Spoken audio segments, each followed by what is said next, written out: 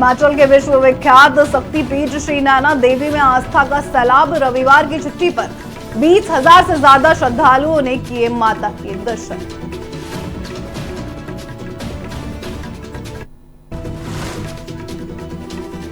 सांसद अनुराग ठाकुर का बड़ा बयान। प्रदेश में जल्द हो पंचायत चुनाव। सोलन जिला के कसौली विधानसभा क्षेत्र के दौरे पर बोले अनुराग ठाकुर।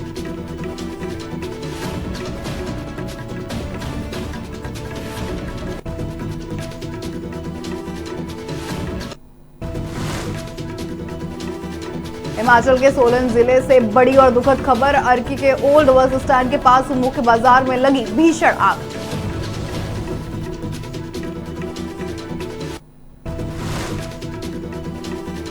नेता प्रतिपक्ष जयराम ठाकुर का सुक्खू सरकार पर तीखा हमला। बोले ऊना में पार्टी कार्यकर्ता सम्मेलन में बोले जयराम ठाकुर।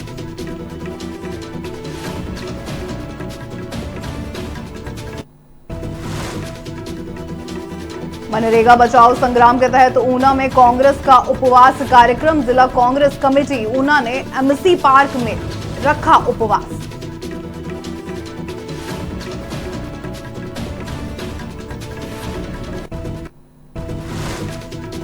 नमस्कार, आप देख रहे हैं न्यूज टीवी इंडिया। मैं हूं आपके साथ स्नेहा सिंह। शुरुआत करते हैं आज की बड़ी खबरों के साथ। हिमाचल प्रदेश के विश्वविख्यात शक्तिपीठ श्री नैना देवी जी में आज रविवार की छुट्टी के मौके पर आस्था और श्रद्धा का अद्भुत संगम देखने को मिला है। बता दें, पंजाब, हरियाणा, दिल्ली और हिमाचल समेत उत्तर भारत के कई राज्यों से करीब 20,000 श्रद्धालुओं ने माता के चरणों में हाजिरी लगाई है। मंदिर के द्वार तड़के सुबह 4 बजे ही दर्शनों के लिए खोल दिए गए थे। हालांकि पिछले रविवार के मुकाबले भीड़ थोड़ी कम रही थी, लेकिन दोपहर की आरती तक श्रद्धालुओं की लंबी कतारें फ्लाईओवर तक पहुंच गई। प्रशासन ने भीड़ को नियंत्रित करने के लिए पुख्ता इंतजाम भी किए थे। मंदिर के अंदर पूर्व सैनिकों और आपको बता दें बाहर होमगार्ड के जवानों ने मोर्चा भी संभाला ताकि सभी श्रद्धालु कतारबद्ध होकर शांतिपूर्ण तरीके से दर्शन कर सके।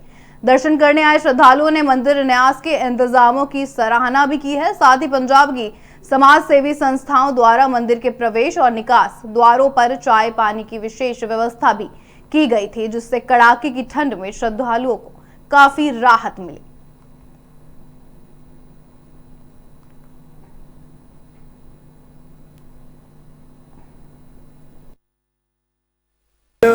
मतलब लगाए हैं श्रद्धालुओं ਨੂੰ देखते हुए माता रानी की कृपा के नाल ठंड भी बहुत है। पंजाब हरियाणा हिमाचल थले तो बहुत ही ज़्यादा बुरा हाल है कोहरे करके, तो श्रद्धालु भी घट सी। माता रानी की कृपा के नाल प्रशासन वालों वधिया सहयोग नाल एन वधिया तरीके नाल दर्शन हुए, किसी तरह की कोई समस्या नहीं हुई। जय माता दी। रुक करते हैं अगली खबर का। सांसद अनुराग ठाकुर ने कहा है कि पंचायत चुनाव होने चाहिए जल्द ही जल्द। 11 जनवरी 2026 पूर्व केंद्रीय मंत्री व सांसद अनुराग ठाकुर ने कहा है कि जी रामजी विकसित भारत की योजना है व इस योजना से ग्रामीणों को 125 दिनों का रोजगार की गारंटी भी है। रोजगार न मिलने पर बेरोजगारी भत्ता भी उनको मिलेगा। सांसद ने ये बात सोलन जिले के कसौली विधानसभा क्षेत्र की कौरी केंथड़ी पंचायत में उपड़ाक घर खेल मैदान के लोकार्पण अवसर पर कही है। बता दें, सांसद अनुराग ठाकुर ने यह भी कहा है कि प्रदेश में जल्द पंचायत चुनाव होने चाहिए। उन्होंने मनरेगा का नाम बदलने पर कांग्रेस सरकार पर तंज कसते हुए ये भी कहा कि कांग्रेस को विकास से नफरत है। विकसित भारत अधिनियम में 125 दिनों की गारंटी है। उन्होंने ये भी कहा कि केंद्र सरकार सभी के हितों के लिए बेहतर कार्य कर रही है और आगे भी ऐसे ही तत्पर रहेगी। बधाई देता हूं कि जो शानदार कार्य पंचायत में किए हैं, पंचायत का विकास कैसे हो एक बड़ा उदाहरण दिया है। जहां एक और पोस्ट ऑफिस, शहीद स्मारक, वहीं पर बड़ा खेल मैदान, ये सारे काम एक पंचायत ने करके दिखाए हैं। वहीं पे हमारे माननीय सांसद सुरेश कश्यप जी ने दिल खोलकर लाखों रुपए इस पंचायत को दिए, तो मैं उनका भी आभार प्रकट करता हूं। मैं इतना ही कहूँगा, जल्द से जल्द पंचायत के चुनाव हो, नए पंचायत प्रतिनिधि चुने जाएं और अपने अपनी पंचायतों का विकास वो जी राम जी के माध्यम से भी करें, 16वें वित्त आयोग में पैसा आएगा उससे भी करें, और अनेकों जो सांसद निधि, विधायक निधि के पैसे आते हैं उससे पंचायतों का विकास हो। लेकिन जल्द से जल्द नए पंचायत प्रतिनिधि चुनकर आए या दोबारा चुनकर आए, चुनाव जल्द से।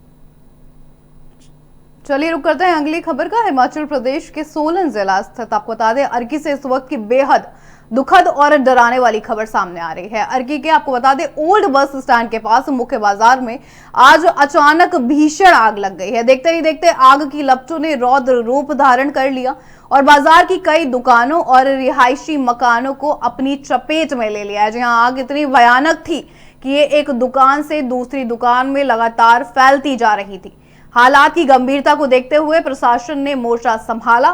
मौके पर अर्की के अलावा सोलन, परवाड़ू और आपको बता दें अंबुजा सीमेंट कंपनी सहित कई अन्य केंद्रों से दमकल की गाड़ियों को तुरंत बुलाया गया। अग्निशमन विभाग के कर्मचारी और पुलिस प्रशासन के साथ साथ आपको बता दें भारी संख्या में स्थानीय लोग भी अपने स्तर पर आग बुझाने की कोशिशों में जुट गए।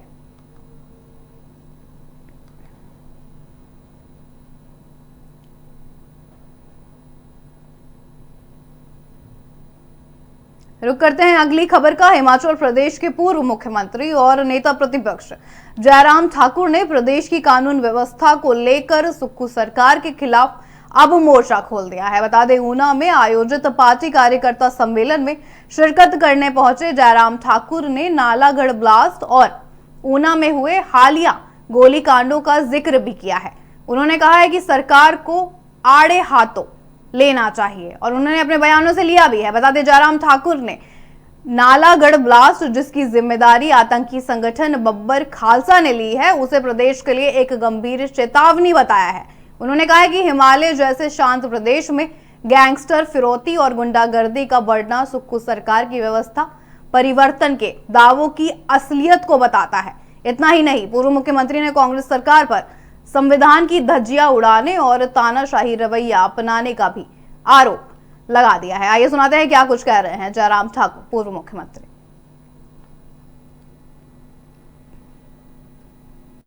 संविधान खतरे में है, संविधान खतरे में है, संविधान की किताब लेकर के शब्द लेते रहे।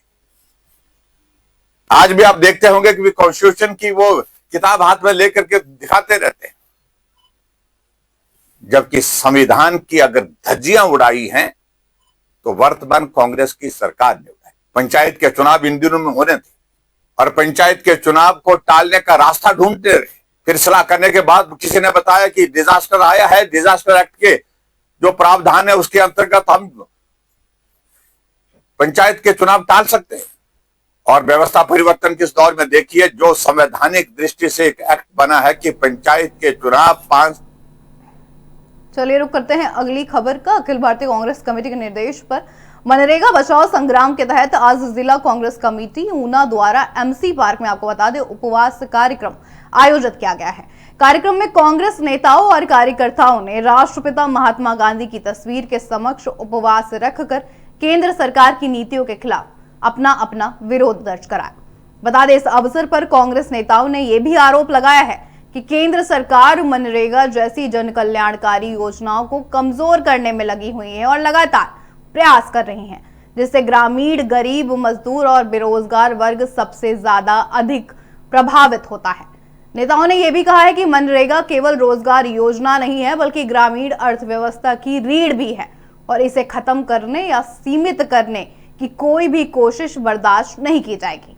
साथ ही जिला कांग्रेस कमेटी ने केंद्र सरकार से मनरेगा के लिए पर्याप्त बजट जारी करने, लंबित मजदूरी का तत्काल भुगतान करने और आपको बता दें मजदूरों को 200 दिन रोजगार देने की भी मांग कर डाली है। वक्ताओं ने यह भी कहा है कि कांग्रेस पार्टी जनहित के मुद्दों पर सड़क से लेकर सदन तक संघर्ष जारी रखेगी। कार्यक्रम शांतिपूर्ण वातावरण में संपन्न हुआ है, जिसमें बड़ी संख्या में कांग्रेस कार्यकर्ताओं और स्थानीय लोगों ने भी भाग लिया।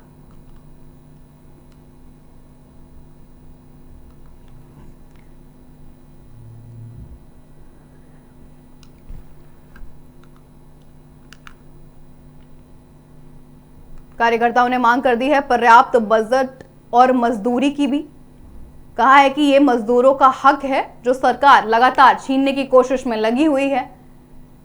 ऐसा हम नहीं होने देंगे। सड़क से सदन तक हम आंदोलन लगातार जारी रखेंगे और आंदोलन उग्र करने की चेतावनी भी दे डाली है।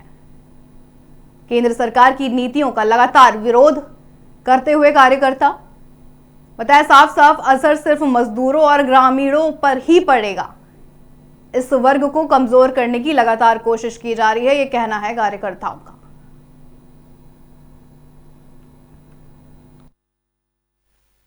रचना जी, ये जो मांगे हैं, ये खुशी की बात है कि इस मनरेगा को लाने के लिए हम मजदूरों का, इंटर के लोगों का बहुत सहयोग था।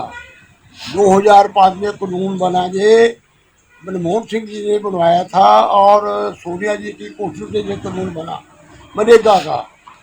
और ये हमारे सामने ही मोदी सरकार ने इस कानून का जो है वो कत्ल कर दिया। कत्ल कैसे कर दिया? जिस रूप में जो पहले बना था 2005 के अंदर या 9000 के अंदर, उसको सारा अस्त व्यस्त करके ध्वस्त कर दिया।